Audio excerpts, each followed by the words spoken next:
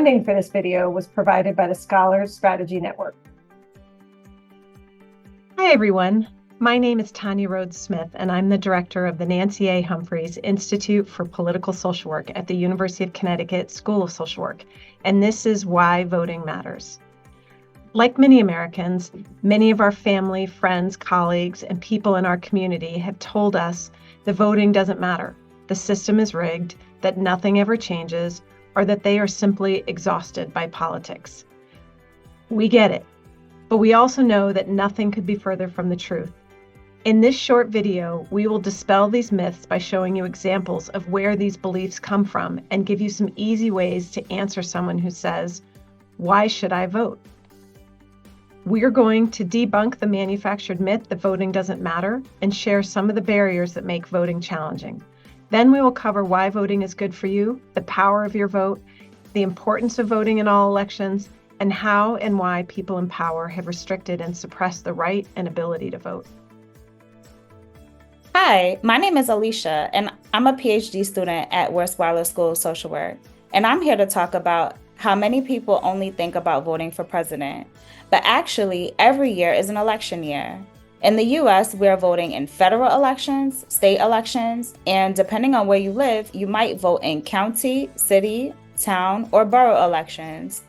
We also have primary elections or caucuses, which narrow down the candidates who will be on the ballot in future elections, which is usually the first Tuesday in November. Decisions about how your school are run and how people in your area are policed, those are decided at the local level. Decisions about how schools, housing, and social services are funded, often decided at the state level. These elections might not get as much attention as federal elections, but the decisions made at the local and state levels affect every aspect of your life.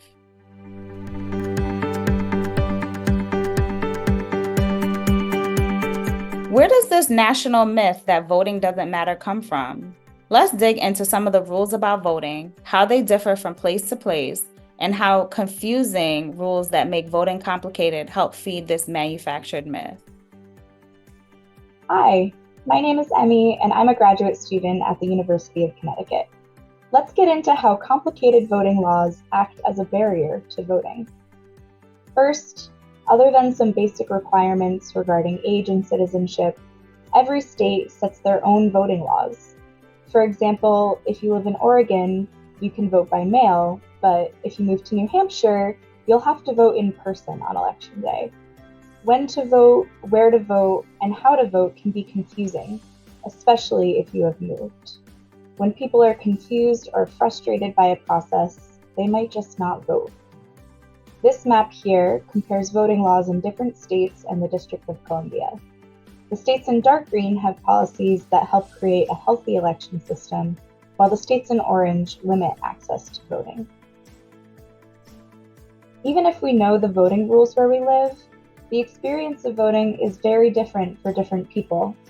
For example, voters who go to vote in places with fewer polling places, voting machines, and poll workers will have longer wait times and often a more frustrating experience.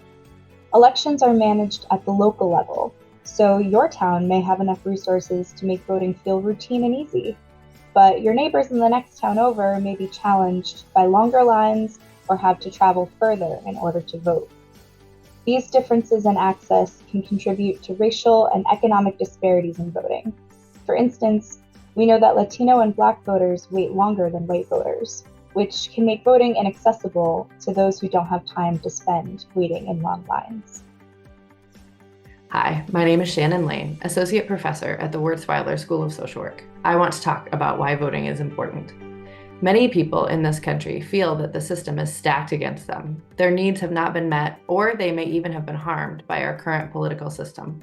This has led to a lack of trust in government and politics and a concern that voting is meaningless. While it may feel like one vote doesn't matter, when you stay home, it decreases the political power of your community.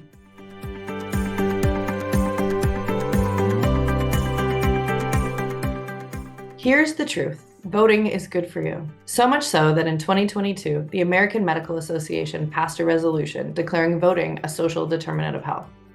Social determinants of health are the social, economic, and environmental factors that affect health disparities. This is one way of saying that the frequency with which you and the people in your community vote is tied to quality of life in your community. Voting is linked to higher earnings and education, better health outcomes, and lower rates of recidivism. In young people particularly, voting is associated with more years of education, higher earnings, and a decline in risky behavior. On a societal level, we can see the impact that access to voting has on vulnerable populations. It is estimated that giving women the right to vote in 1920 led to a decrease in child mortality rates of 8 to 15%, while the Voting Rights Act of 1965, providing increased access to Black and Brown voters, reduced economic inequality, and increased health spending.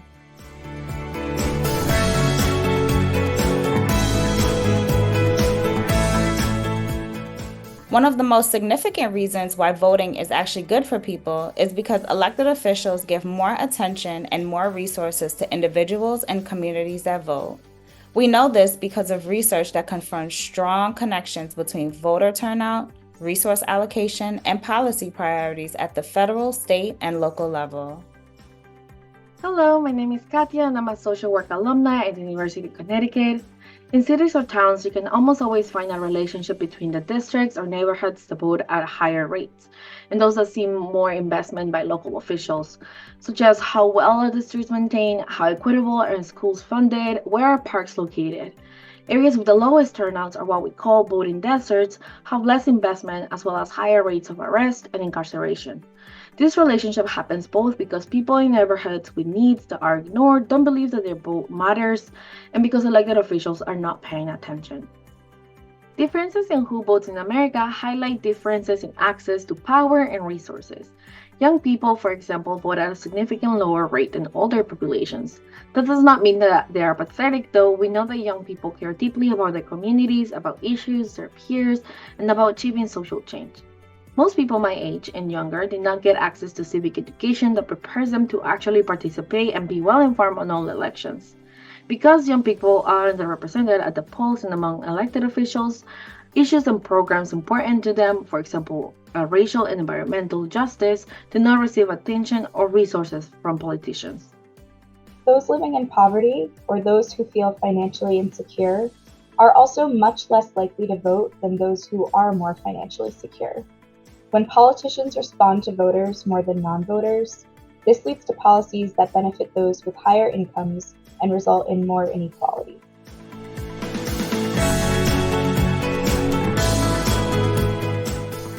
It's a common myth that important elections only take place every 2 or 4 years. Local elections often take place every year, and because turnout is lower, your vote can actually make even more of a difference. A 2016 analysis found that in 20 of America's 30 largest cities, voter turnout for electing community leaders, like mayors and city councilors, was even less than 15%. Let's compare 3 elections across the United States, 3 largest cities: a presidential election, a state election, and a mayoral election. Data show that in most cities, few people vote in mayoral elections, and those who do tend to be older and more affluent than the population at large, and are less likely to be people of color. So what does voting for mayor, city council, and school board mean? And why does voting local matter? These offices have a major impact on your community and daily life. They affect how much you pay in property taxes, where housing and schools are built, and where your city sets its priorities.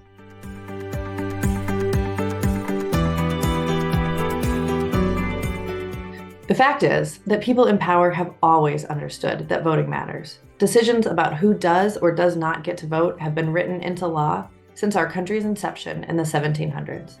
Voting rights have expanded since then, but not without backlash. After the Civil War, for example, more than 2,000 Black individuals held office, from the local level all the way up to the United States Senate. The reaction to this growing political and economic power was violent and swift.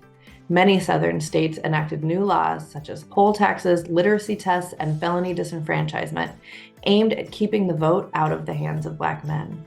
Voter suppression is not a thing of the past. The Supreme Court gutted the Voting Rights Act in its 2013 ruling in Shelby County versus Holder, giving states the power to enact restrictive voting laws and fortifying many of the structural barriers we have discussed.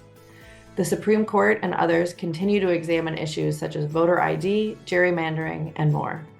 Efforts to restrict voters' rights continue to increase, including attempts to block early voting and access to no-excuse absentee ballots. Between October 2022 and October 2023, at least 881 laws were introduced in state legislatures to interfere in elections or restrict the right to vote. We hope you have a new appreciation for the power of your vote, the ways in which structural barriers and differences in voting laws make it hard for someone to access that power, and the ways in which voting is good for you, good for others, and good for our communities. We also hope we've given you some ideas of what to say when someone says they aren't voting because it doesn't matter, they don't like politics, or nothing changes. We all care deeply about our communities, but haven't always been given the tools, the information, or the encouragement we need to be informed voters in all elections. People with power have always known that voting matters. Remember, elected officials give more attention and more resources to people and communities that vote. While presidential and congressional elections are important, state and local elections also have an enormous impact on our daily lives. For more information, resources, and videos, go to votingassocialwork.org. Thank you for watching, and we'll see you at the polls.